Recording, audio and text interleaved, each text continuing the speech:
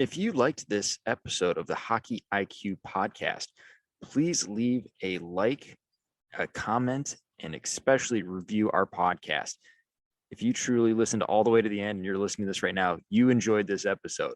Please go and give it a 5-star review. That helps us out more than you know. Thank you so much and look forward to the next one.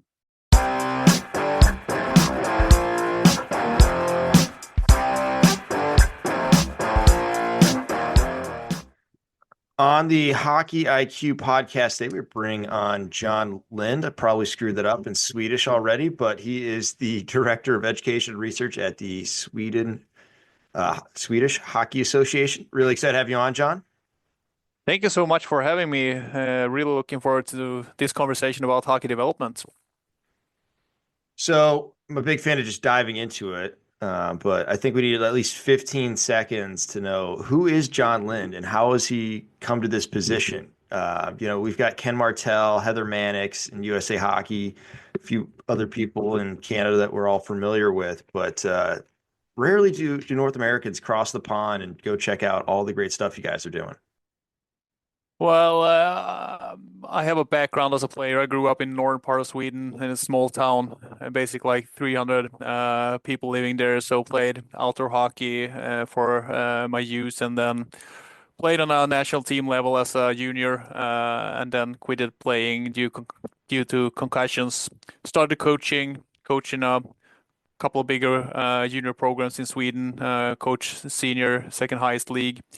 And then ended up working with a federation with education and research, and also a bit with performance enhancement within the national team programs. So that's the short background. So originally from playing, coaching, and now more into education and research. All right. So what is some of the research that you've done and what can we learn from your research? Well, like a couple of years ago, we kind of made a quite big shift in Swedish ice hockey, where we try to be more evidence-based. We have been doing great stuff for many years and had quite good results in relation to our size and population.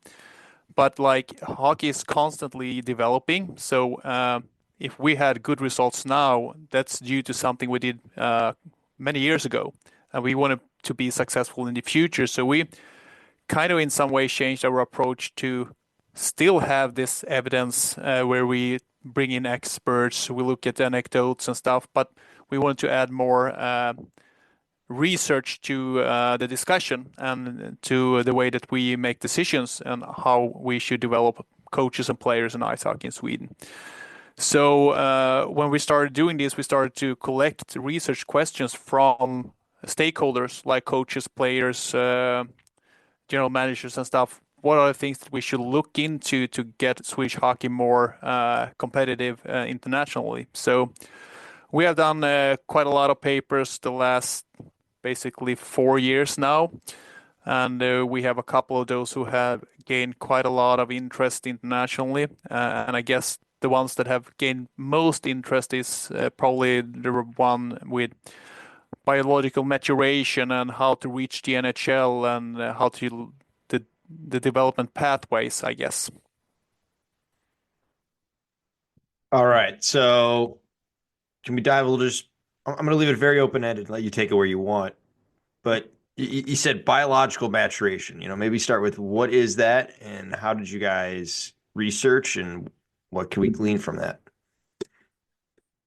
Yes, well, if you look at how athletes or human beings in general are developing, we have the chronological age and also the biological age. So basically, we look at which level players are at their biological age, not only their chronological age, when they enter puberty.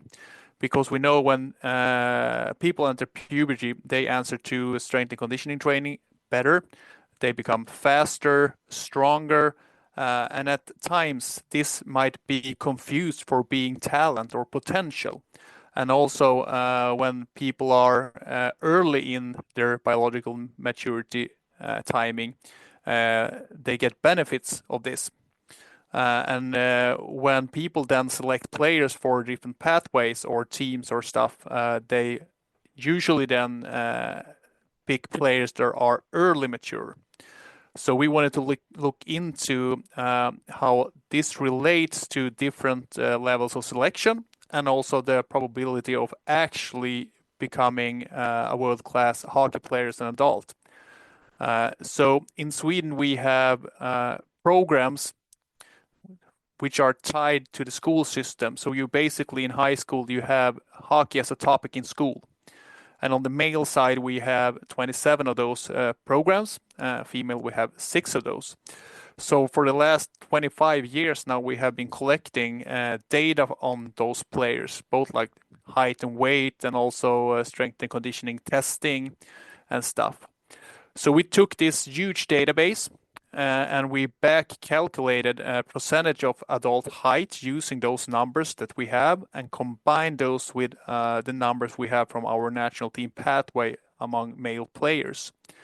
So basically, we looked at the biological maturation at each selection point under 16, under 18, under 20, and then the players that actually made it all the way to NHL from this data set.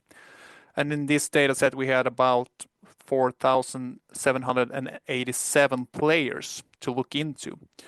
And what we found in this research then was that when we select players for our under 16 national team, we tend to select players that are early mature.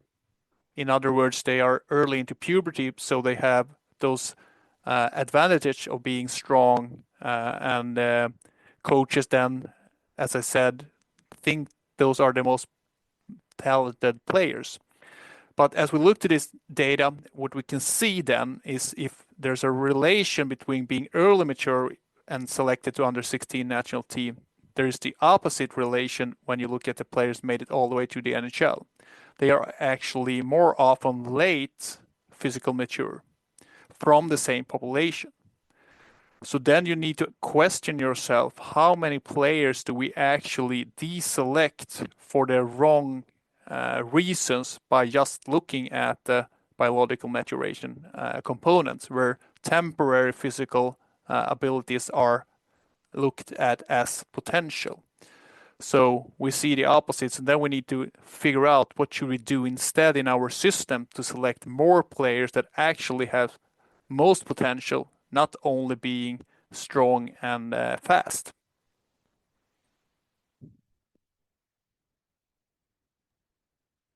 So when we're looking at biological testing, I know like you look in bone density and then really get nitty gritty. Yeah. Definitely the Soviets would have done something like that, knowing them.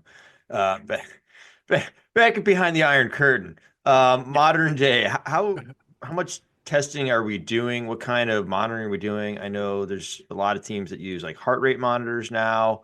Curious just to like what kind of data are you guys taking off of the athletes? Well, if you look at like strictly the biological maturation parts, there's a lot of different methods to be used to actually then measure both the maturation status, the current status of the players or the athletes, and also their timing in relation to a reference population, for example, in Sweden or in the US. And as you say, the old-fashioned and quite invasive version of this is to make X-rays of the skeleton, but that's something that we can't scale. So we are using methods where we use either percentage of adult height, if we know the adult height and look retrospectively, or if we are looking at present or prospectively, we use estimation of adult height to measure their status and also then use the reference database to see the timing. And there's, as I said, a couple of methods to use, and the one we are using in this case is what's called Kamis-Roch method, who's actually published in the 90s, 1994. I think the first papers for this came, and it's a very well used method of measuring biological maturation. And what you basically need is the age of the player, the height, the weight, and the parents' height. And if we have those, you can calculate percentage or estimated adult height and then the percentage of adult height when we know their present height. So it's a very, very easy way to measure, and it's non-invasive and it's really accurate. I think like within 1.5 centimeter, it can predict adult height. So that's one of the data that we are using in those kind of studies. But if we look in general, we are collecting like strength and conditioning components, fitness testing, and a bunch of other stuff too that we can use in those kind of analysis. So the old timers that just look at the parents, like see how big a kid's going to become. I'm just going to go look at his dad. They're not that far off. Well, there for sure is a relation with the parents. It's a genetical component there. So, but I think it's a bit more complex. So you need actually to use also the measurements from the kid, and the algorithm collect or calculates this very good nowadays. So, but I think the more knowledge we have on our hands, like looking at parents using Kami's method, the more we understand and the better decisions we can make to actually make sure that we aren't just selecting physical maturity, we are selecting players for the right reasons with most potential. So I think this is really good information to have for all coaches and stakeholders within ice hockey. All right. So you said most potential. So if we're looking at biomarkers, we're just looking for kids who are really big, and then we'll teach them to play hockey, is what it sounds like. No, not really. It's more complex. I think that's one of the greatest thing with hockey. There's so many ways you can be a great player, and also like with those kind of papers that we're looking into all the players who make it to the NHL. I think this is also a way to make the journey within hockey much more enjoyable for each player, regardless if they're early on time or late mature. Because if we know more about the players, we can give them better opportunities within ice hockey. So I think this will also add for the overall experience of ice hockey. So it's actually good for everyone to have those kind of numbers. But with that said, now we see in our data set that more late mature players play NHL, and more early mature players play under 16 national team. There's still early mature players playing NHL, and there's still late mature players playing in under 16 too. So this isn't something that excludes players. I think this is just something that we can use to show that there are different ways into ice hockey and take better decisions. And we also have in this data set that we are looking at all the fitness testing. But what we concluded from analyzing those is there aren't any good predictors in fitness testing, at least not in our data set, that can predict who is going to be NHL players. There's a little significant when we look at height, as you said, but nothing like if you're strong in squats or in power cleans.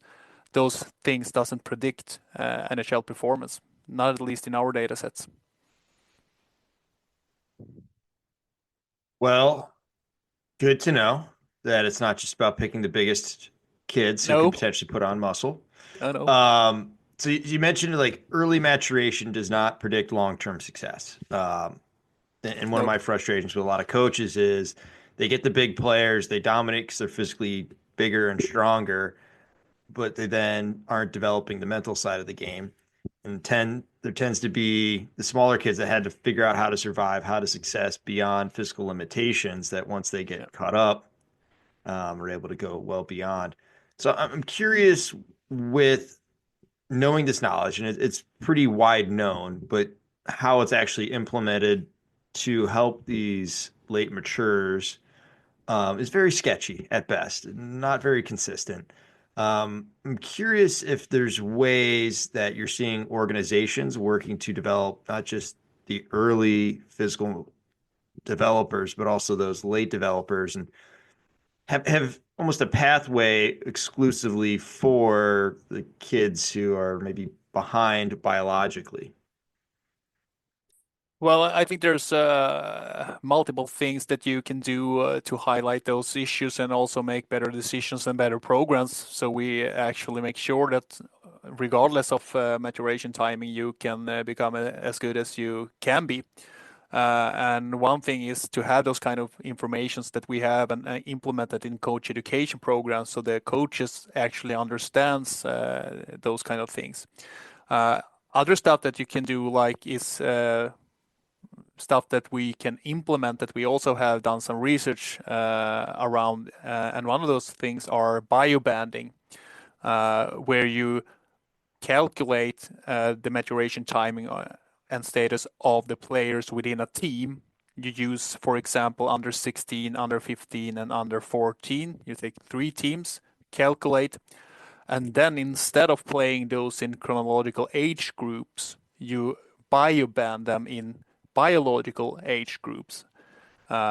So nothing subjective about their hockey performance, only on their physical development side, based on those algorithms, Kamestrock, that you can use.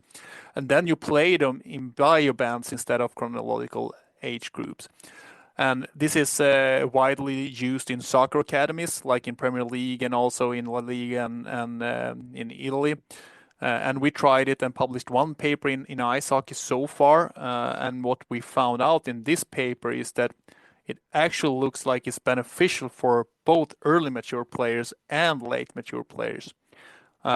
The early mature players actually reports that this is the first time that they actually can take the puck and skate. They need to use their technical and tactical abilities more and develop those. And the late mature players actually report that this is a very good opportunity for them to use their physical abilities more.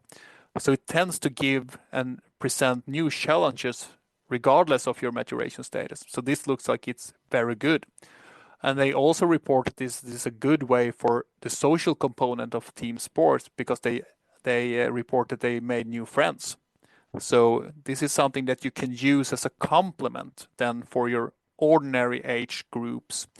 So we tried this in Sweden, and we also have an ongoing research project together with USA Hockey, funded by the IHF, where we are trying biobanding in different settings, both in club settings in Sweden for older players, and we also do on a regional level in USA, using also coaches' perceptions. We use underlying data to analyze within person if this is beneficial for player development.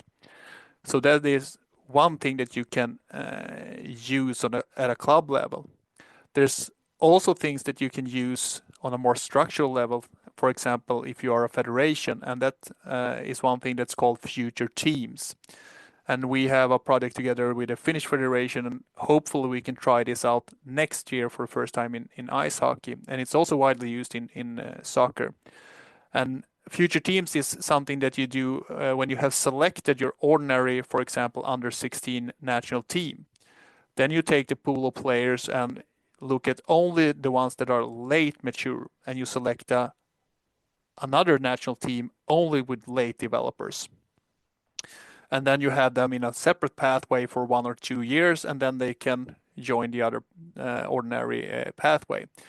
And what you've seen so far in soccer in Sweden and in other countries is that it's at least the same amount of player coming from the future team pathway as from the ordinary national team pathway. And this is players that probably would have gotten lost somewhere in the system if they hadn't been part of the future team pathway. So hopefully this is something that we can try more next season on a more structural level in the federation.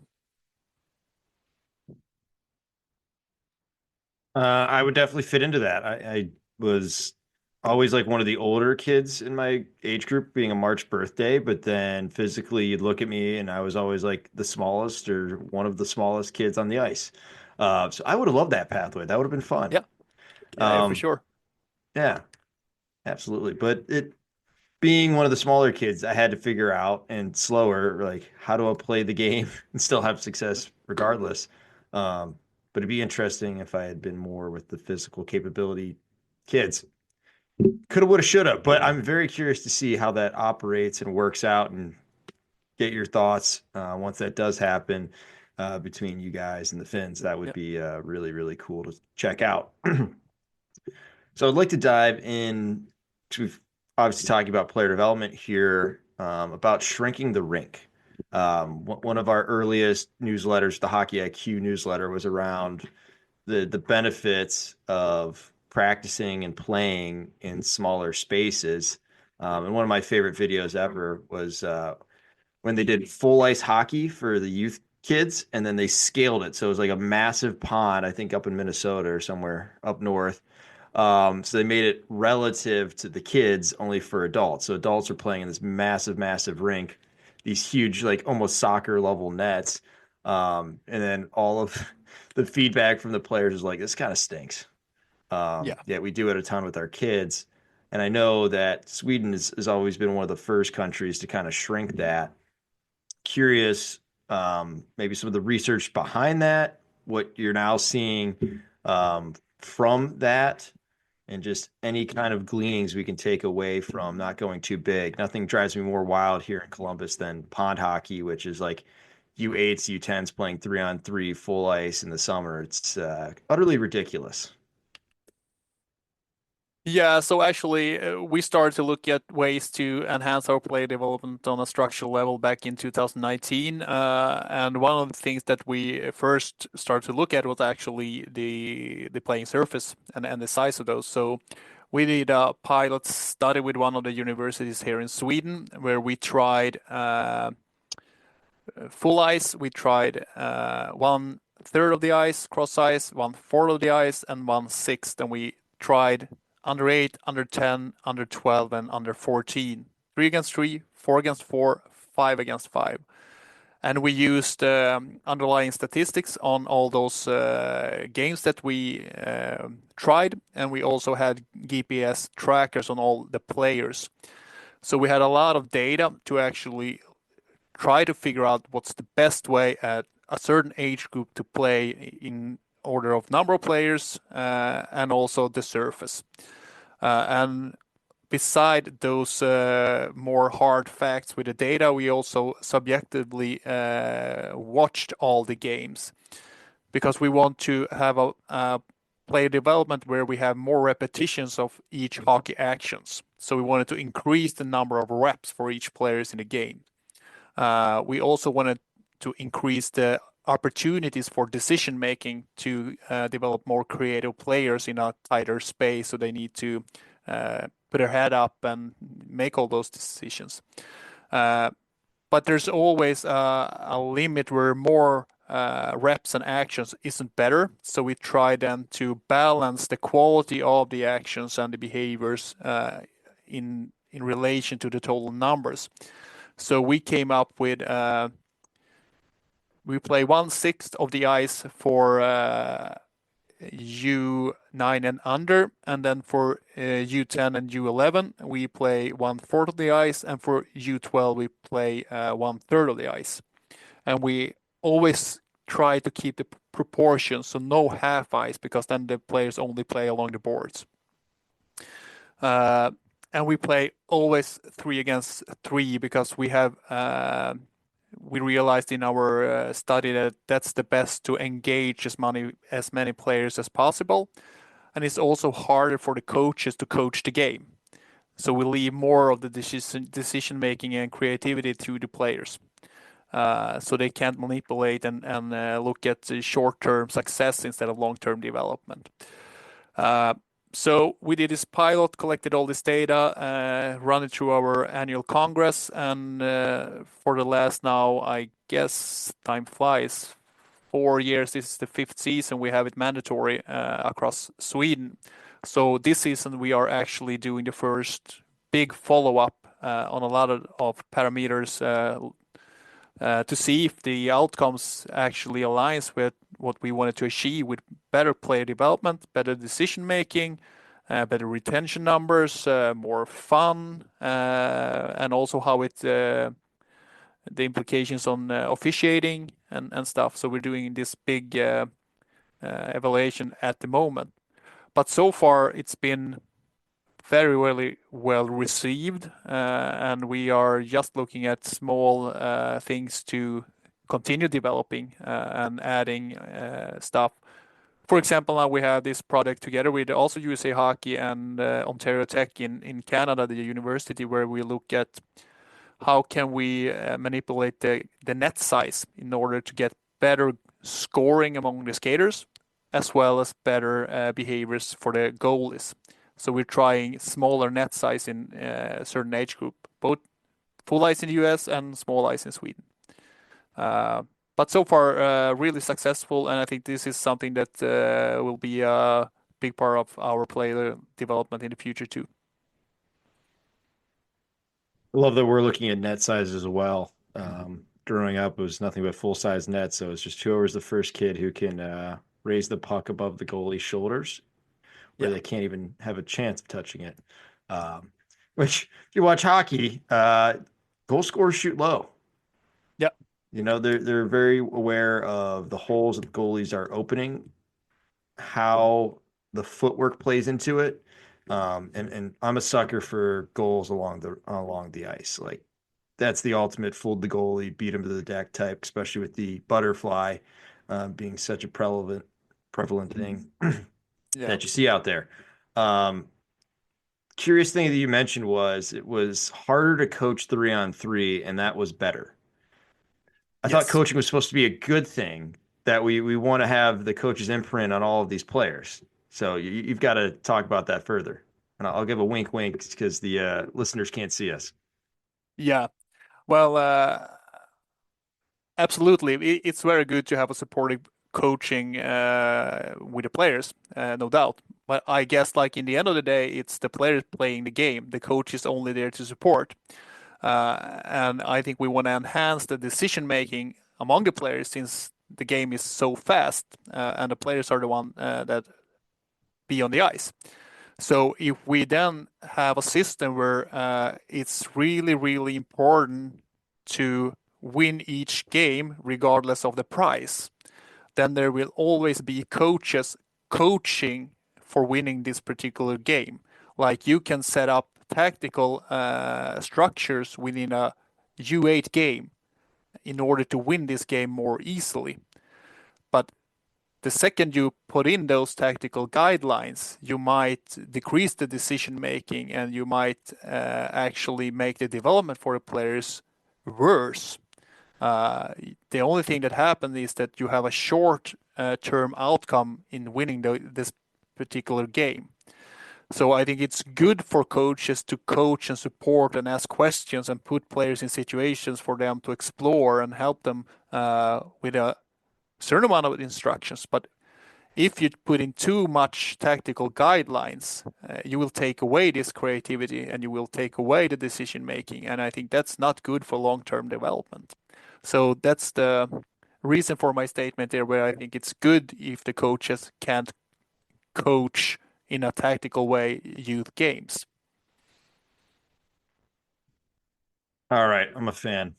Um, Overcoaching is such an issue. And I also love the harping back to earlier points you made around just like bio banding the kids and getting them intermingled with not just their age group, but those older and younger. There's so many benefits to seeing the next, teaching behind, and all the rest that goes into that. So like there's so many good social interactions that also help the mental part of the game that is so crucial. Hashtag hockey IQ. Yeah. I'm curious because we've talked a lot about the physical bits.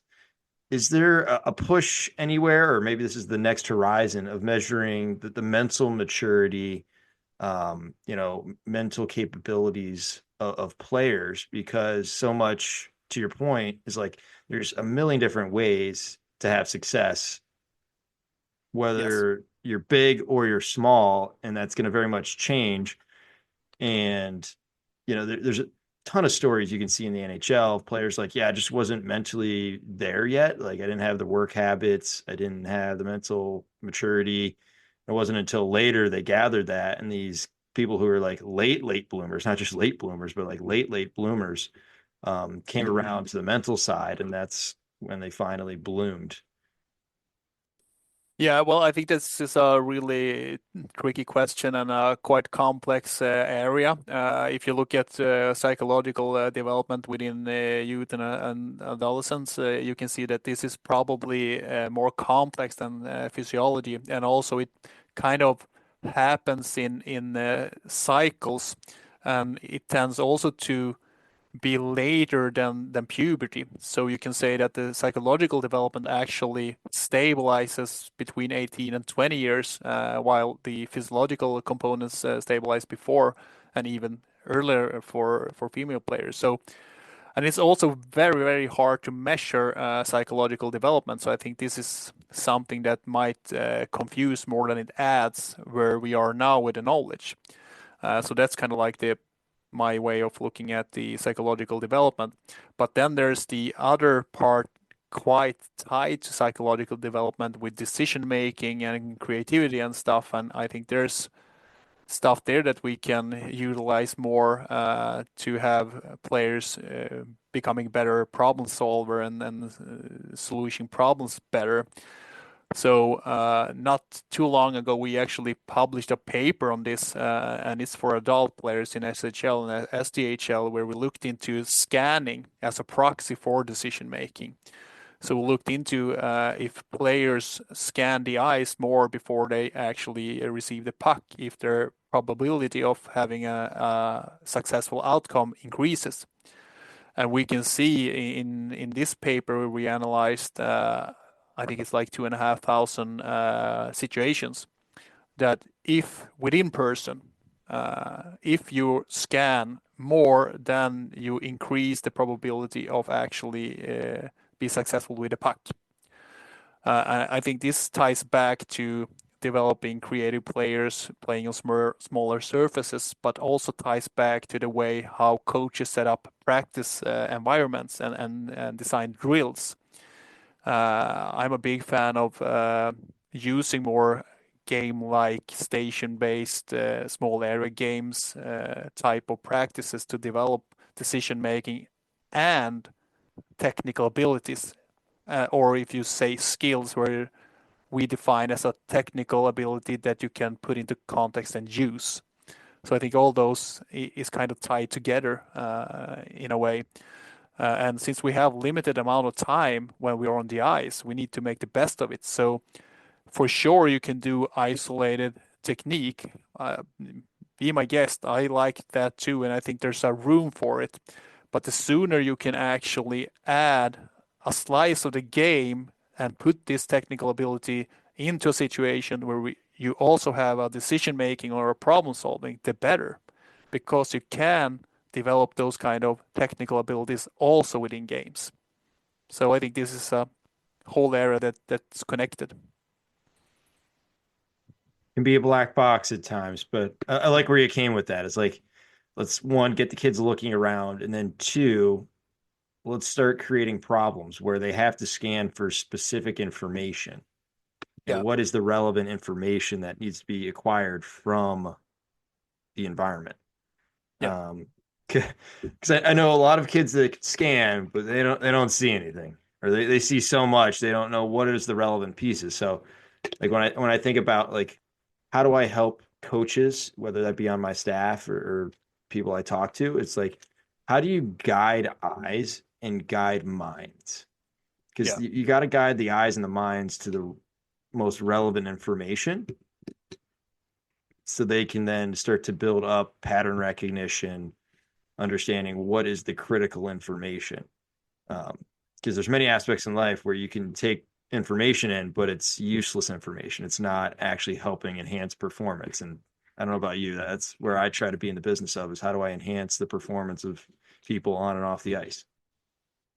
Yeah, and to your point, this is a really tricky part, and I see like a lot of those ways to practice cognitive skills, like in a computer-based setting. But I think hockey and sports are so specific that you actually need to practice those kind of skills in your environment in the right context, because otherwise you don't have the transfer. There's a very, very limited transfer from training cognitive skills outside the sport. There's research showing. Uh, you actually, as you say, need to be able to sort out what kind of information is useful for me to process before taking a decision within ice hockey. So, as a coach developer or coach, your role is to actually uh, choose the situations you want to practice, put in some constraints so the players with some guidance can make those decisions where they might have fewer things to scan, make decisions, and then you can increase the progression and taking away constraints or adding constraints to have them explore and see what kind of affordances they have. So I think you should, as much as possible, use real hockey situations because otherwise you don't have transfer. I mean, come on, what's wrong with fake hockey situations? These real ones are crazy. They're ridiculous. That's true. That's true. Uh, um, Uh, so I yeah, just wanted to add something there. I think like when we talk about hockey situations, we sometimes get stuck in that it absolutely has to look like the game. I like the word or the sentence slice of the game or representative of the game. It can still be a drill that actually doesn't exactly look like a part of the game, but it represents something in the game.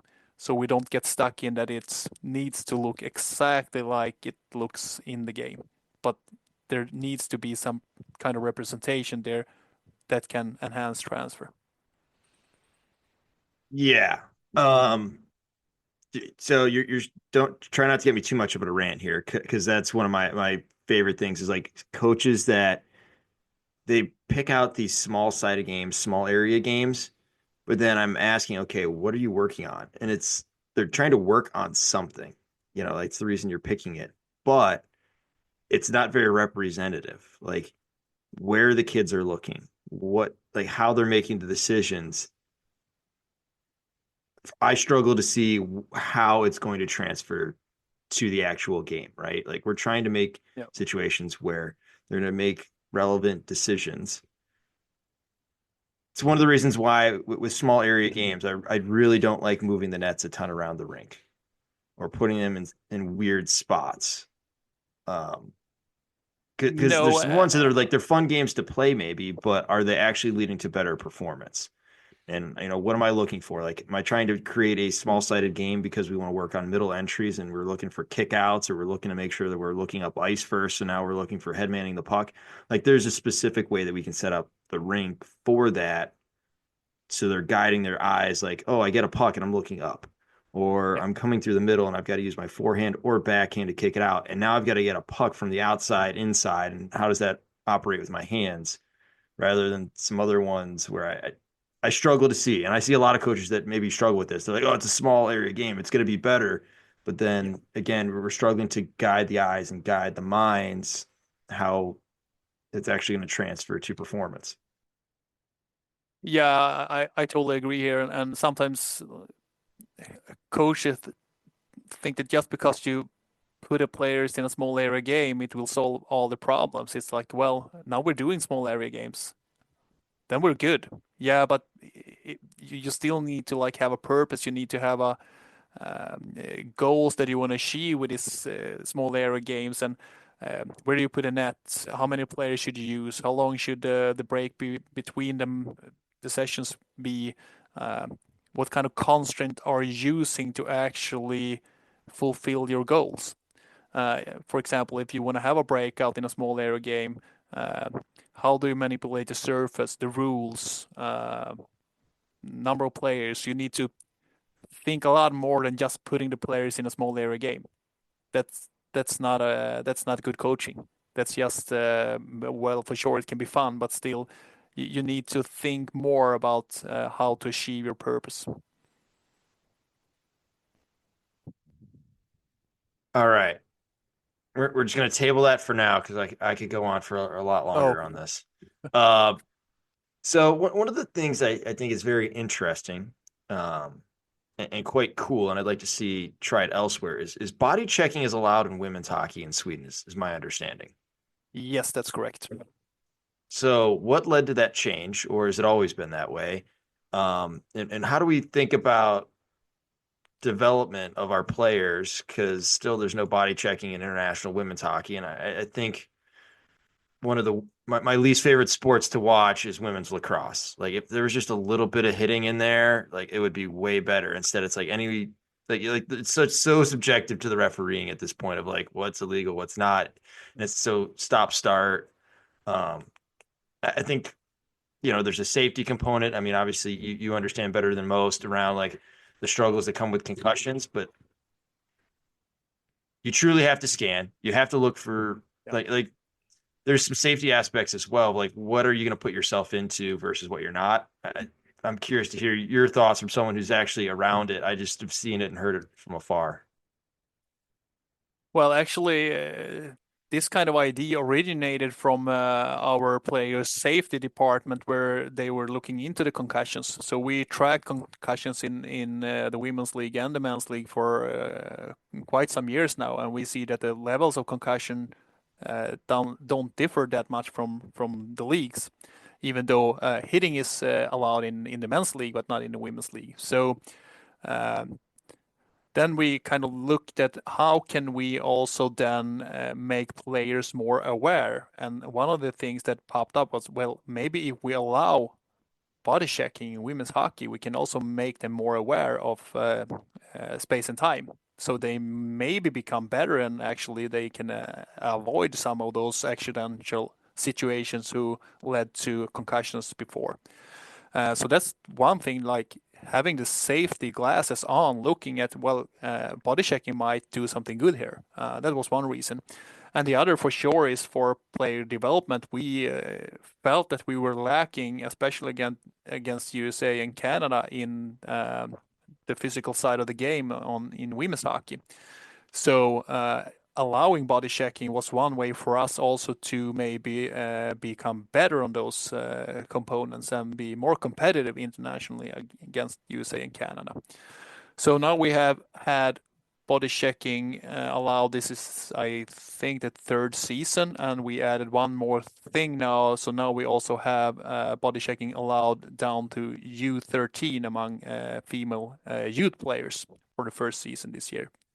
And we published one paper in December on this, the perception of the players. And so far, I think like around 80% of the players are very pro and like the body checking parts. The referees like it. The players in general don't think that this leads to more injuries either, and we can see so far that it's led to more injuries. So I think so far the response is very, very good. And also we looked in this latest paper published in December. Is there a difference between the smaller players and the bigger players in the how they think about body checking? But we can't see that either. Also, the small players actually like the body checking in SDHL. Uh, so far it's been really good. For sure, there's some issue with players then going internationally, playing World Championship or the Olympics, and they used to body checking, and now they can't. So there's always some time to adjust. But also, like if I look at the PWHL games, I still think there's quite a lot of body checking there too. So in reality, I'm not sure how big difference it actually is, though. I've always seen that, and from the research that I've found, and maybe someone's got different, but concussions normally do not come from like the big hits that you would think. It's often around unexpected contact, um, in some shape or form. So it's the unexpected part that is a big driver of concussions, and finding ways to help have less of the unexpected contact is Yeah. really the driving factor there when I've talk to people who are much smarter than me on this and to all of the research out there. So I think it's very cool, and I'd love to see that leave Sweden and just blanket the entire women's game. I think there's a lot of, like you mentioned, players enjoy it, even Yeah. these smaller players. It makes it easier on the officials. Like you're looking at a relatively similar game throughout. Like you're going to be able to be more consistent. And like you mentioned, it doesn't really lead to more injuries and more No, concussions. I think to your point there, if you separate the intentional and accidental concussions, it's more like those accidental where you end up in a situation where something happens. It's not too often. It's those kind of big hits. Of course, there's an elbow or whatever in a lot of those cases too, but still, it's a lot of those uh, where you can't foresee things. So I think if we can educate our players to being better in tight situations, educate them in keeping their head up more. So if they have hitting in or body checking in Sweden from U13, I think their future players will be much more aware. I'm 100% sure. All right, let's export this from Sweden around the world. Yeah, I want it. hopefully. I want it Yeah, here. Bring it to sounds great. the states. Yeah. All right, I got two quick hits for us here, and Yep. you can bring up any subject maybe that we should talk about that haven't. You're obviously we've talked a lot about the research you've done, but you're also the director of education. So we're thinking about, okay, how do we help coaches develop? Because coach development leads to better player development. If you got good leadership, it filters down. I'm curious, how are you guys thinking about developing coaches? How are you going about it? I know you've got, as with all the federations, looking around the world of like, okay, what's kind of best practice at the moment? USA's got a very scalable solution right now that's working well.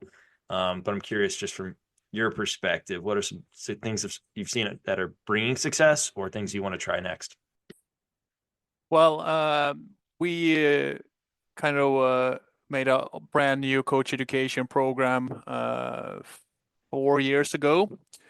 So when we launched our new system, we also employed a PhD student to look into the effectiveness of our program. And previously, and what's quite common in sports and education is that you look at the coach's perception of the education. Did I like it? Did it apply to my everyday practice? Was the food good? Was John a great educator or was it a poor one? But it doesn't say anything about the actual transfer and behavior change within coaches that applies to the players. So what we then did was that we, with our PhD student, actually measured behavior changed after coaches attending our coach education program, and we used our level 1 as the first paper.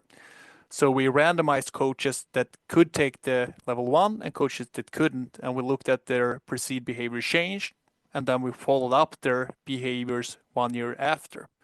So we can see that coach education actually changed behaviors in our coaches. So we can say that our program in some way work when we look at it from a research standpoint. But we can also see that the behaviors and the retention of those isn't there after 1 year.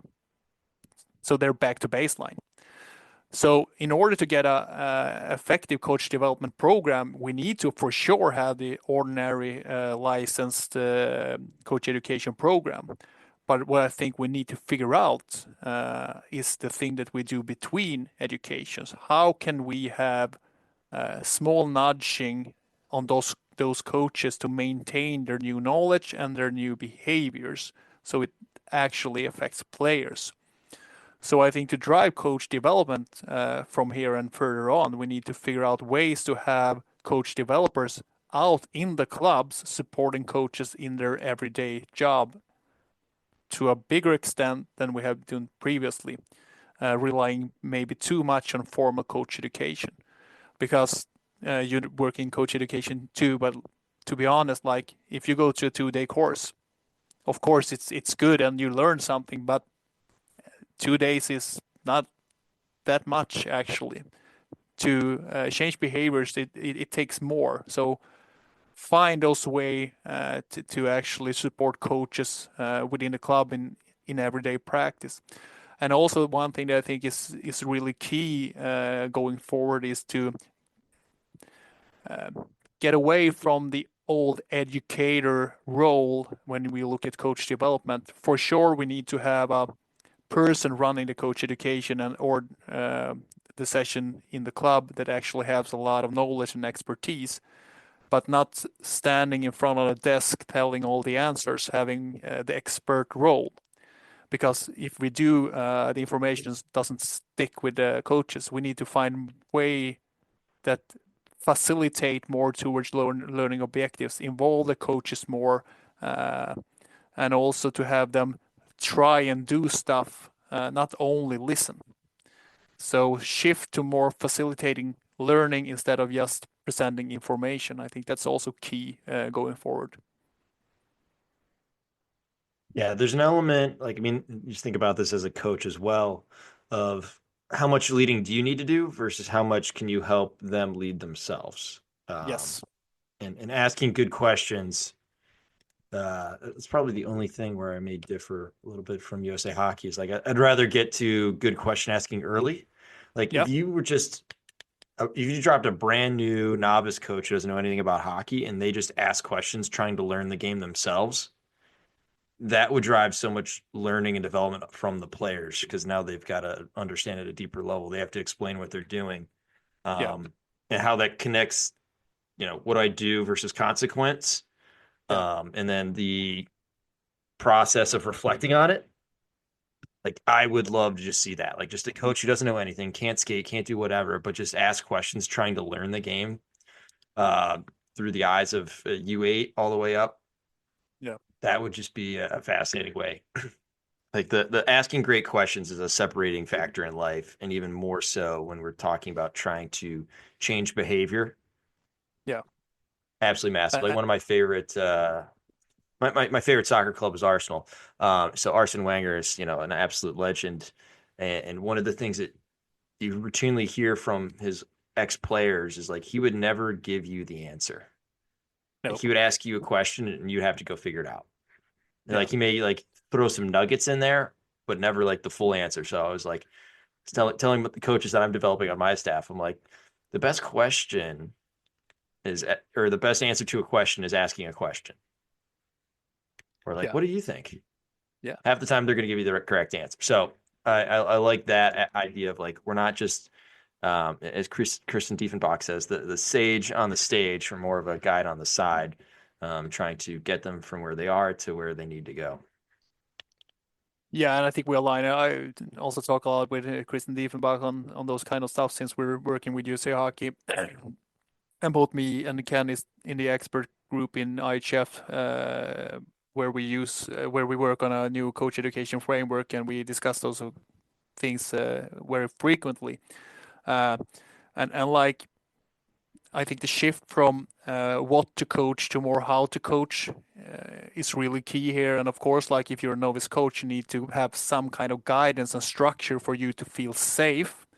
But then if you can explore and ask questions and help and guide them, so the coaches feel that this is something that you do together. You support them, you ask questions, you point them in the right direction, but still they can explore and figure out themselves.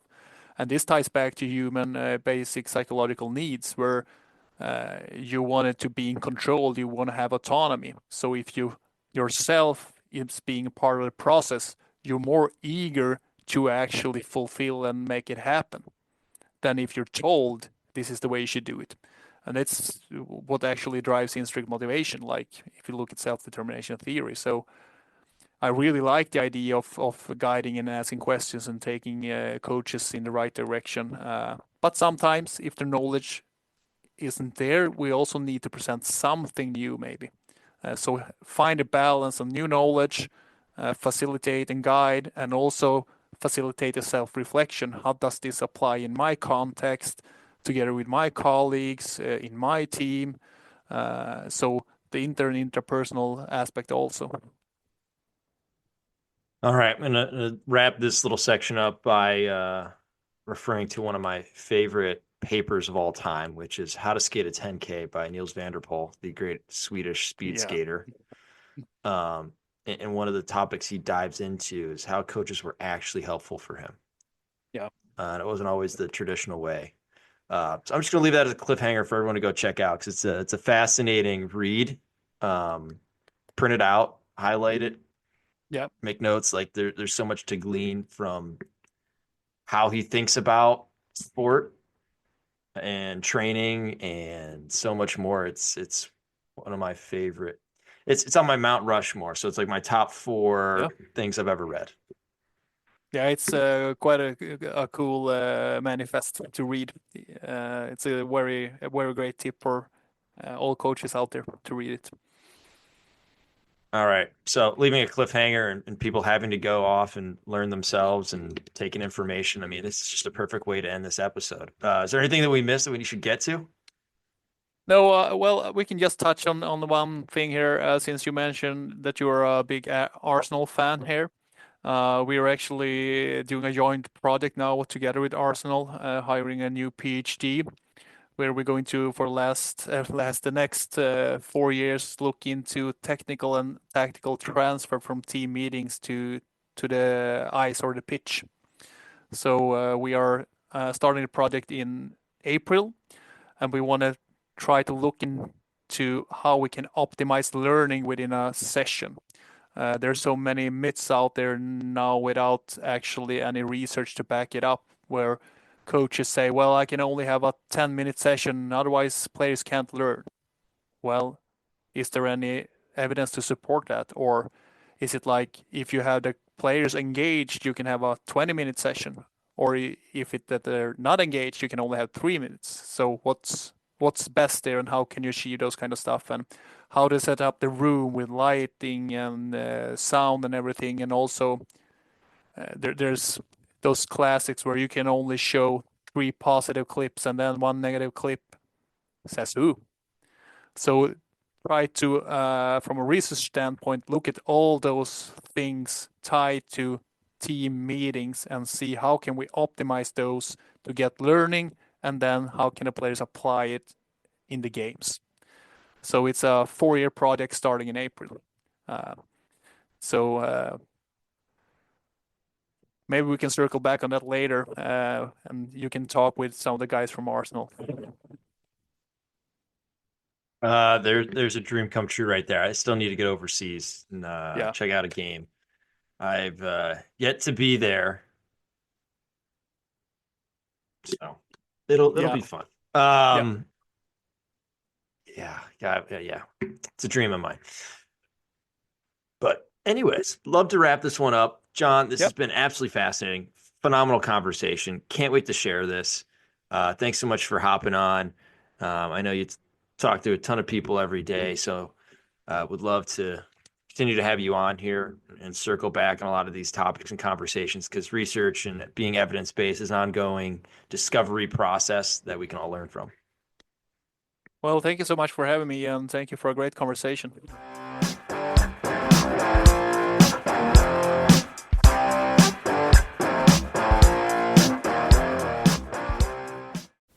That concludes this week's episode. Thanks for joining us here at Hockey IQ. If you haven't already, take a quick moment to hit that subscribe button, give us a thumbs up, and drop a review. If you want to be a great teammate, even recommend us to a friend. You can follow us at Hockey's Arsenal on Twitter and Instagram. Check out the website, hockeysarsenal.com, where you can subscribe to the weekly newsletter. You won't regret it. Catch you beauts here next week for a brand new episode.